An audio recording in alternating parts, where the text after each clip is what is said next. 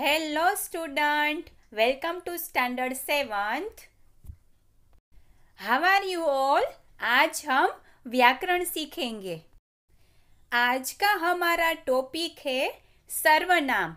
सर्वनाम को इंग्लिश में प्रोनाउन कहते हैं।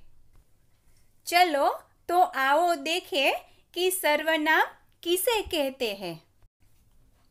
संज्ञा के स्थान पर आने वाले शब्दों को सर्वनाम कहते हैं। सर्वनाम यानी सबके लिए नाम। इसका प्रयोग संज्ञा के स्थान पर किया जाता है। आइए देखें कैसे। मन्नत 7वीं कक्षा में पढ़ती है। यहाँ मन्नत एक लड़की का नाम दिखाया गया है। वह पढ़ाई में बहुत तेज है। उसके सभी मित्र उससे प्रसन्न रहते हैं। वह कभी भी स्वयं पर घमंड नहीं करती। वह अपने माता पिता का आदर करती है।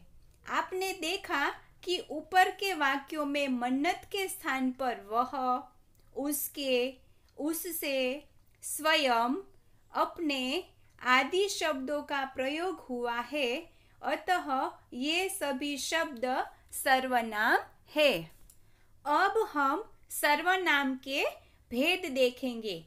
सर्वनाम के मुख्य 6 भेद होते हैं।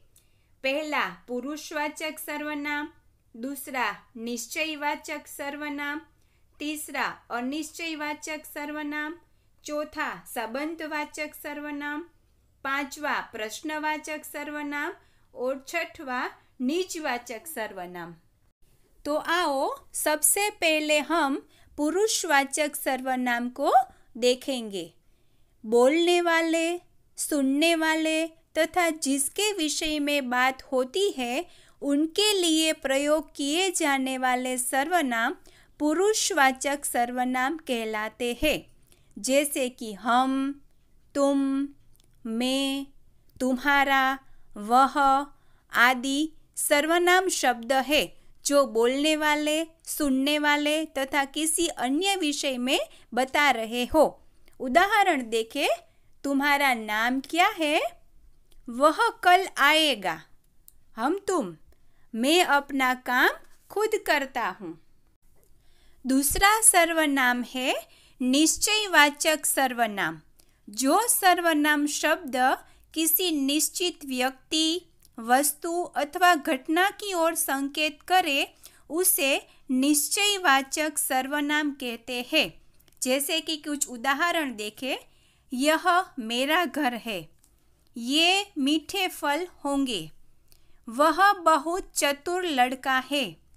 वे सुंदर पक्षी दाना चुग रहे हैं। ये सब वाक्यों में यह, ये, वह, वे निश्चयवाचक सर्वनाम है क्योंकि ये घर, फल, लड़का, पक्षी की ओर संकेत कर रहे हैं। अब हम अनिश्चयवाचक सर्वनाम देखेंगे।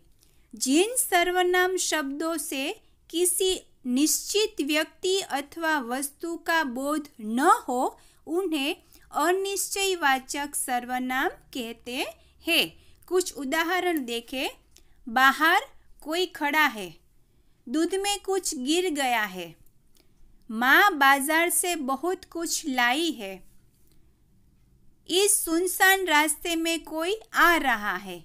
इन सभी वाक्यों में कोई, कुछ, बहुत, कुछ सर्वनाम शब्दों से किसी निश्चित व्यक्ति या वस्तु का ज्ञान नहीं हो रहा है।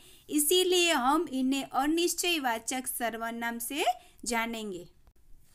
अब हम संबंधवाचक सर्वनाम देखेंगे। जिस सर्वनाम शब्दों का संबंध दूसरे सर्वनाम शब्दों से प्रकट होता है उन्हें संबंधवाचक सर्वनाम कहते हैं। संबंधवाचक सर्वनाम दो वाक्यों को आपस में जोड़ता है। जैसे जिसने गुलाबी कमीज पहनी है उसका नाम श्याम है। जो सोता है वह खोता है। जिसकी लाठी उसकी भैंस। जो जीता वही सिकंदर। इन सभी वाक्यों में जिसने, उसका, जो वह, जिसकी, उसकी, जो वही सर्वनाम शब्द आपसी संबंध का बोध करा रहे हैं उसे हम संबंधवाचक सर्वनाम कहेंगे। अब हम प्रश्नवाचक सर्वनाम देखेंगे। जिस सर्वनाम शब्दों का प्रयोग प्रश्न पूछने के लिए किया जाता है उन्हें प्रश्नवाचक सर्वनाम कहते हैं। कुछ उदाहरण देखें। तुम कहाँ रहते हो? वहाँ कौन खड़ा है? तुम क्या कर रहे हो? गिलास किसने तोड़ा? उपर्युक्त वाक्यों में कहाँ, कौन, क्या, किसने आदि सर्वनाम शब्दों से प्रश्न पूछे जा रहे हैं, अतः ये प्रश्नवाचक सर्वनाम है। अब हम नीचवाचक सर्वनाम देखेंगे।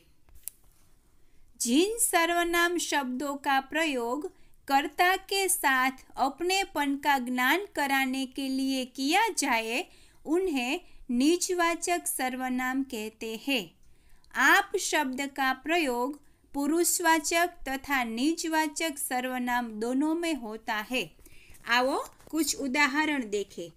अभिषेक अपने आप घर चला गया। मैं आप ही खाना खा लूँगी। तुम छोड़ दो, मैं स्वयं कर लूँगा। हमें अपना काम खुद करना चाहिए। इन सभी वाक्यों में अपने आप ही, स्वयं, खुद आदि शब्द नीचवाचक सर्वनाम है। तो विद्यार्थी मित्रों, आज हमने हमारे इस वीडियो में सर्वनाम के बारे में अभ्यास किया। सर्वनाम किसे कहते हैं, सर्वनाम के कितने प्रकार हैं, इन सभी प्रकारों की चर्चा की। मुझे आशा है कि आपको अच्छे से समझ में आ गया होगा। नेक्स्ट वीडियो में मिलते हैं, तब तक के लिए बाय, थैंक यू।